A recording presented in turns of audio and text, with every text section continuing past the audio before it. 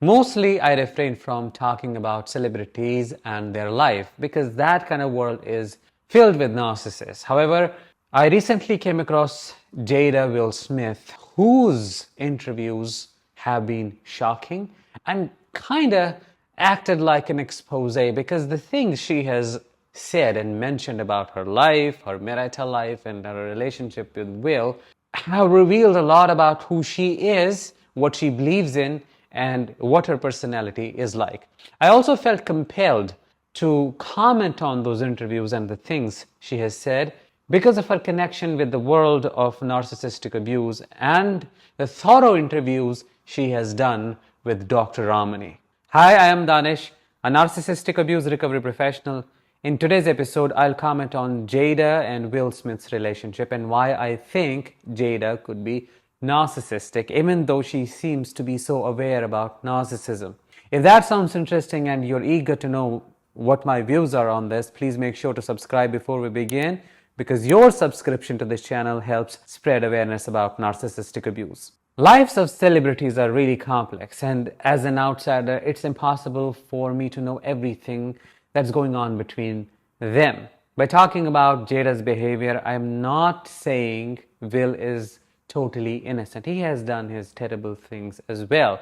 But today's topic is all about Jada, and my goal is to help you see some of the narcissistic patterns and use her behaviors as an examples to connect dots for you so that you can relate to these things at a personal level, and that information may help you to make decisions for yourself. Let's begin with watching a small video clip in which Jada completely acts ignorant and says she didn't have a clue about what was going on when Will Smith slapped Chris Rock. Really? Because all of us saw how she reacted and the narcissistic injury she got in that moment and how that pushed Will Smith to act out of character. Let's watch it together to get an idea of what's going on. What is going on? Now, first of all, I'm really shocked because, mind you, I'm not there. We haven't called each other husband and wife in a long time.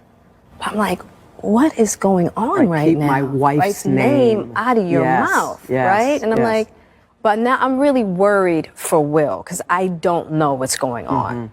When a narcissist pushes you to your limits and you act in ways that are not aligned with your personality, they make it seem like you are going crazy.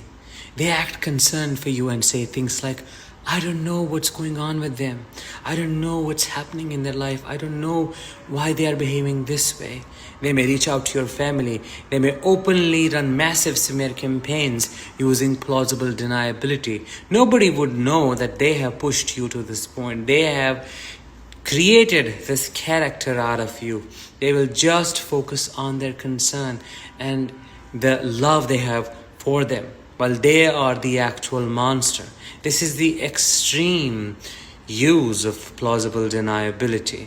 They deep down know what is making you behave this way, but to weaponize your reaction and completely garner a lot of support, they use this tactic. To share with you the thoughts that are coming to my mind, I see this nothing but pure deflection. This is the best example of deflection. When a narcissist does not want to be associated with you or they want to appear bigger and better than you, they disconnect themselves from your reality and make it seem like whatever you did for them, it was your doing. They had nothing to do with your behavior or actions, when in reality, they pushed a button subtly that only they know they pushed and nobody else can ever know it, since the trauma bond is so crazy that the relationship dynamics are complex and nobody understands, especially an outsider, what's actually going on between the narcissist and their victim. Deflection is primarily used by a narcissist when they want to avoid consequences. At this point, it seems Jada is more concerned about her image than her relationship with Will. And to use narcissistic equivocation, we have never called each other husband and wife for years, but then why are you together? This does not make sense to me. If I purely look at it through lens of narcissistic abuse, the only thing that explains this is the crazy need for supply and attention. You don't want that man to be in your life, but you want to keep him as your prey because you love what he does for you, and you love the chase, and you love to make him dance. You love to make him tiptoe around you. That seems to be the underlying message. What do you think? Let me know in the comments. I always say a narcissist is a bottomless pit. They have a vessel that has a hole in the bottom. Everything you pour into it is drained away. And the next clip that we're about to watch proves it. No matter what you do for them is never going to be enough. They will find something wrong with your actions, with whatever you do or say, and you will always be disappointed in yourself, and that will trigger a lot of shame in you, which will be weaponized by the narcissist to drive you crazy even further. Let's watch the second clip together. That lifted her out of this midlife crisis, and it was going to be my deepest, most beautiful proclamation of love. Then I have Mary J. Blige performing. The whole time I'm like, the little boy that wants mommy to say everything was wonderful. Right? It's my birthday. Right? And she's told me that the party was the most ridiculous display of my ego. Do you know what is the most frustrating and disappointing thing about being with a narcissist? It is their incapability to feel satisfied. You may do everything in your capacity to make them happy. You may throw the biggest, the grandest party for them. You may buy them the most expensive gift. You may hug them, love them. You may cater to their needs 24/7. You may become their personal assistant. You may completely shun your needs, wants, and desires, and still it won't be enough for them. Their vessel has a hole and bottom. No matter how much you pour into it, it will get drained. And it's extremely aggravating because all you're trying to do is get some love from them. The last part is particularly the truth about the situation. All you're trying to get is a little bit of love from them. Did you notice the facial expressions of Will Smith while he was expressing his feelings and pouring his heart out? There was anger, there was disappointment, there seemed to be helplessness. He didn't know what else to do, and he did whatever he could, whatever was possible in his capacity to please her. And all he got back from her was a negative comment. Narcissists do not want to feel small in any way. Their insecure self has to push them to be grandiose and better than everybody else. Will Smith's act of showing her affection and showing her how much she means to him was perceived as some form of criticism by her, and instead of accepting the love, taking in his efforts, she then puts him down, projects who she is, how she perceives the world onto him, and thinks that he threw that party just for show off and to show the world how egoistic he is and how much he has got. That kind of thinking is black and white. That shows how a narcissist functions, and that's why it's impossible to please a narcissist. No matter what you do, there's always going to be a problem with that thing, with you. Why? Because they themselves are the biggest problem. The other very important thing to note here is the body language of Jada in that video clip. With a smirk on her face, no emotions, quite blank, cut off, cold. She seems to be completely disengaged from Will Smith while he is pouring his heart out.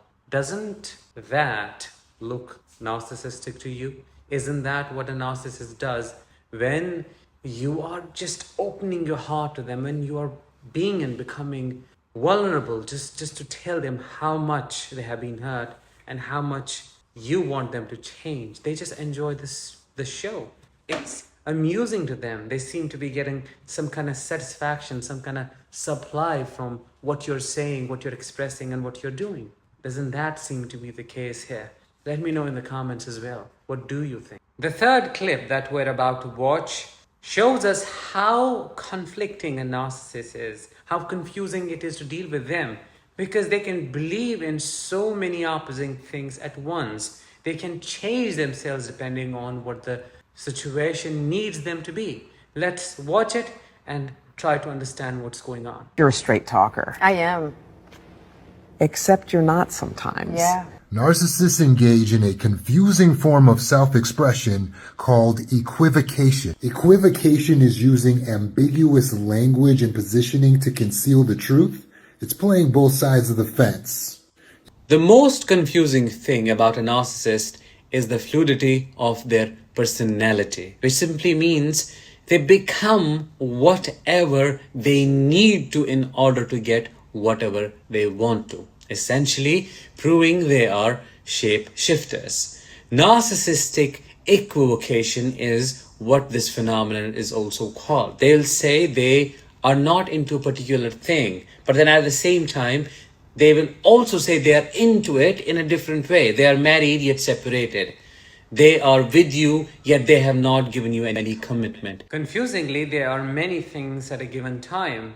That's why the description of being a shapeshifter perfectly fits the personality of a narcissist. They can confuse you with the dichotomy, with the existence of so many personas in their personality. Depending on the person who they're interacting with, depending on their agenda, depending on what they want from you, they'll change their demeanor. And that to you is pure crazy making. Because until the very end of the relationship, you keep asking the same question again and again.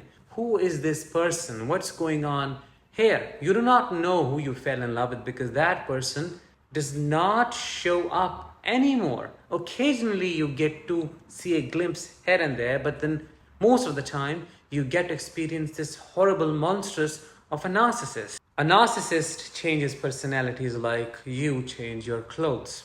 There is no stability, no consistency, no permanence in any of who they are.